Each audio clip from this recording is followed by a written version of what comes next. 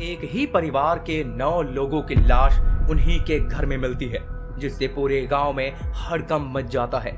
लेकिन क्या यह वास्तव में सामूहिक आत्महत्या थी या फिर मर्डर, ये अभी तक पता नहीं चल पाया था। लेकिन जब सच्चाई का पता चलता है तो सच जानने वालों के पैरों तले से जमीन खिसक जाती है, क्योंकि इसके पीछे की वजह थी जमीन में दफन करोड़ों अरबों का खजाना।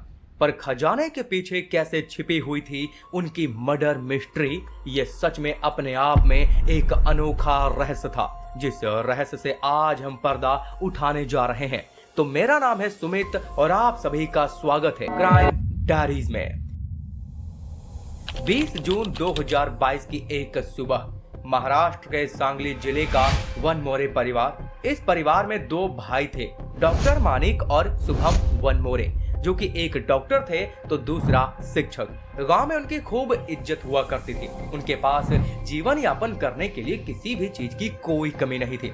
इस परिवार में कोई न कोई सदस्य सुबह सुबह उठकर दूध लेने के लिए जाया ही करता था, लेकिन उस रोज ना तो कोई घर से बाहर निकला और ना ही दूध लेने के लिए पास के घर में पहुंचा। तो दूध देने वाली लड़की खुद इंतजार करके वो दूध लेके उनके घर तक पहुंची, लेकिन जब किसी ने दरवाजा नहीं खोला, दरवाजा खटखटाने के बावजूद भी, तो फिर वो खुद दरवाजा धकेल के अंदर चली जाती है। और जैसे ही वो अंदर जाती है तो वहां का नजारा देख के वो चिल्लाना शुरू करती है, क्योंकि उसने वहां पर देखा कि वहां पर शुभम वनमोरे, उनकी पत्नी, उनकी बेटी सभी जमीन पर मृत अवस्था में पड़े हुए थे। फिर थोड़ी ही देर में ये खबर पूरे गांव में फैल जाती है और गांव वाले धीरे धीरे उनके घर पे जमा होने शुरू हो गए।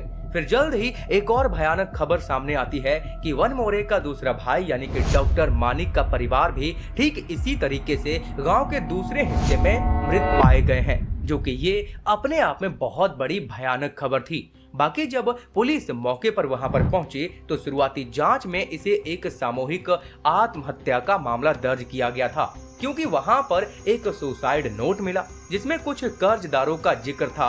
नोट में बताया गया था कि परिवार ने भारी कर्ज लिया हुआ था, जिसके चलते वो भारी दबाव में आ चुके थे और इसीलिए उन्हें सामूहिक आत्महत्या करनी पड़ी थी। लेकिन यह सच्चाई से कहीं कोसों दूर थी, क्योंकि इसके पीछे का राज असल में कुछ और ही था। फिर जांच में खुलासा हुआ कि वनमोरे भाइयों की मुलाकात अक्सर एक तांत्रिक से होती थी, जिसका नाम अब्बास अली बागवान था। पुलिस ने अब्बास के बारे में जानकारी इकट्ठा की तो पाया कि वह खुद को एक सिद्ध तांत्रिक बताता है, और कुछ लोगों से यह भी पता चला कि वो पूरा परिवार किसी खजाने के मिलने की बात कर रहे थे, और वह कह रहे थे कि कहीं उनकी डील चल रही है जिसके पूरा होते ही उन्हें करोड़ों रुपए मिलने वाले हैं। और अक्सर वह परिवार अब्बास अली से मेल जोल किया करता था। जिसके बाद पुलिस वालों ने सीसीटीवी फुटेज खंगाले तो उन्हें घटना की रात का एक सीसीटीवी फुटेज मिला, जिसमें एक संदिग्ध गाड़ी सामने खड़ी पाई गई, जो कि उन्हीं के घर के बाहर खड़ी दिखाई पड़ी थी। और ये गाड़ी किसी और की नहीं बल्कि खुद अब्बास अली की थी। जिसके बाद काफी कॉल डिटेल्स निकाले गए तो पता चला कि अब्बास अली की बातचीत उन भाइयों से हुआ करती थी। और अब इन्हीं सबूतों के आधार पर पुलिस ने 27 जून 2022 को अब्बास और उसके ड्राइवर को गिरफ्तार कर लिया।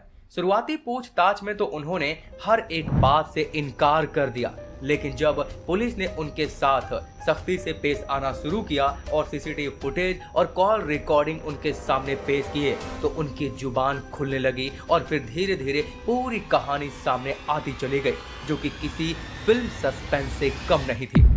अब्बास ने कबूल किया कि उसने वनमोरे भाइयों को गुप्त खजाने का झांसा दे करके ठगने की साजिश रची थी।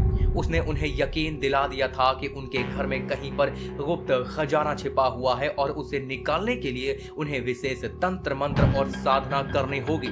और इस लालच में फंसकर दोनों भाइयों ने उस तंत्र मंत्र की प्रक्रिया में लाखों रुपए झोंक दिए। अपनी कमाई से लेकर कर्ज भी उठाते चले गए और ये सिलसिला ऐसे ही चलता रहा। और आखिरकार जब उन्हें खजाना नहीं मिला तो उन दोनों भाइयों ने अब्बास को धमकी दी कि वो उन्हें खजाना दे या फिर उनके पैसे वापस करे।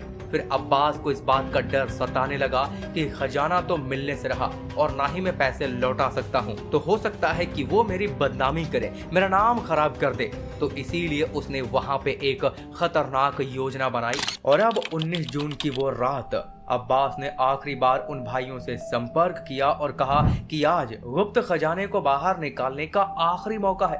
परिवार ने एक बार फिर से उम्मीद को जगाते हुए विश्वास किया और तांत्रिक उनके घर पे गया, जहां पर तंत्र मंत्र की प्रक्रियाएं की गई। और फिर वहीं पे उसी प्रक्रिया के दौरान तांत्रिक ने पूरे परिवार को जहर से मिला हुआ एक पेय पदार्थ पिला दिया, जो कि धीरे धीरे असर करता है। लेकिन जाते जाते उस तांत्रिक ने वहां पे एक सुसाइड नोट खुद से लिखकर छोड़ दिया था, जो कि पुलिस वालों को मिला था। और अंत में परिणाम वही सामने आया जो कि आपको पता ही है। लेकिन देखा जाए तो यहाँ पे ये सिद्ध होता है कि लालच, अंधविश्वास का परिणाम हमेशा यही होता है। तो इसीलिए इनसे दूर रहें और खुद को सुरक्षित रखें।